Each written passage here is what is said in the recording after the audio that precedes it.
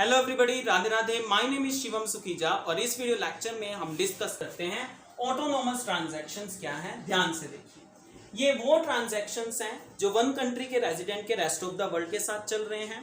अब चाहे वो करंट अकाउंट में आ रहे हो, चाहे वो कैपिटल अकाउंट में आ रहे हो, लेकिन हम यहाँ पे बात कर रहे हैं अगर ऐसे कोई भी ट्रांजैक्शन है और वो प्रॉफिट मोटिव के पर्पस से हो रहे हो, कहने का मतलब उनका मेन एम प्रॉफिट कमाना हो, तो ऐसे कोई भी ट्रांजैक्शंस कौन से नेचर के होंगे? ऑटोनोमस नेचर के होंगे या फिर ऑटोनोमस ट्रांजैक्शंस वो कहलाएंगे। होप सो क्लियर हो गया होगा। भाई, एक कंट्री के रेजिडेंट के रेस्ट ऑफ द वर्ल्ड के साथ क्या चलते हैं? ट्रांजैक्शन, चाहे करंट अकाउंट में होने वाले हो, चाहे कैपिटल अकाउंट में आने वाले हो, लेकिन अगर वो किस मोटिव के साथ हो रहे हो? प्रॉफिट मोटिव के साथ। उनका पर्पस यही है कि हमें प्रॉफिट ही कमाना है, तो ऐसे ट्रांजैक्शंस ऑटोनोमस ट्रांजैक्शंस कहलाते हैं। उसके बाद they are not dependent on BOP और not linked with countries BOP position. इसका मतलब ये है कि ये जो ट्रांजैक्शंस होते हैं ये बीओपी की पोजीशन को मेंटेन करने के लिए नहीं होती, बल्कि इनका तो मेन एम प्रॉफिट कमाना होता है।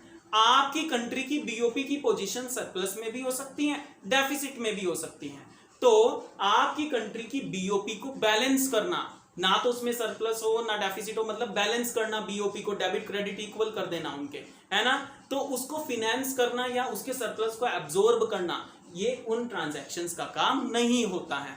तो ये आपकी बीओपी की पोजीशन को बैलेंस करने में इनका कोई नाता नहीं होता, इसलिए हमने ये कह दिया कि they are not linked with countries BOP position. अब आप खुद ही देख लीजिए, अगर एक फॉरेनर कोई हमारी कंट्री में इन्वेस्ट कर रहा है तो वो प्रॉफिट मोटिव के पर्पज से ही तो कर रहा है, यहाँ पे किसी कंपनी में इन्वेस्ट कर रहा है, या फिर आपकी कंट्री के बीओपी की पोजीशन को बैलेंस करने के लिए उसने यहाँ पे इन्वेस्ट करा है? नहीं, तो इसलिए they are not linked with BOP position.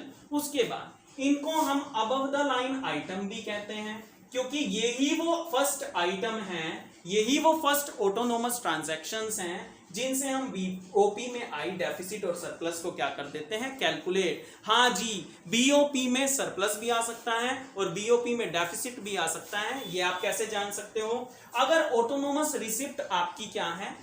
कम है, और ऑटोनोमस पेमेंट आपकी क्या है? ज्यादा है, तो बीओपी डेफिसिट में ही आएगा ऑफ कोर्स। और अगर ऑटोनोमस रिसिप्ट्स क्या है? ज्यादा है, और ऑटोनोमस पेमेंट क्या है? कम है, तो बीओपी क्या आएगा? सरप्लस में आएगा। रिसिप्ट ज्यादा आने पर सरप्लस होता है और पेमेंट ज्यादा होने पर डेफिसिट होता है। किसमें? बीओपी में। अब ऑटोनोमस आइटम्स हो कौन सी सकती हैं? भाई, गुड्स का एक्सपोर्ट करना, इंपोर्ट करना, सर्विसेज का एक्सपोर्ट इंपोर्ट करना, जो भी करंट अकाउंट में आपको ट्रांजैक्शंस बताए थे वो सारे ऑटोनोमस ही तो थे, है ना। तो इसलिए एक्सपोर्ट, इंपोर्ट, यूनिलेटरल ट्रांजैक्शंस, ये सारे ऑटोनोमस आइटम्स मेन कहलाती हैं। तो होप सो आपको ऑटोनोमस या फिर अबव द लाइन आइटम समझ आ गया होगा। नेक्स्ट वीडियो लेक्चर में हम अकोमोडेटिंग ट्रांजैक्शंस के साथ आपको मिलते हैं। इतना आप बढ़िया तरीके से एमसीक्यूज की तैयारी कीजिए और please share the video more and please subscribe the channel. Radhe Radhe.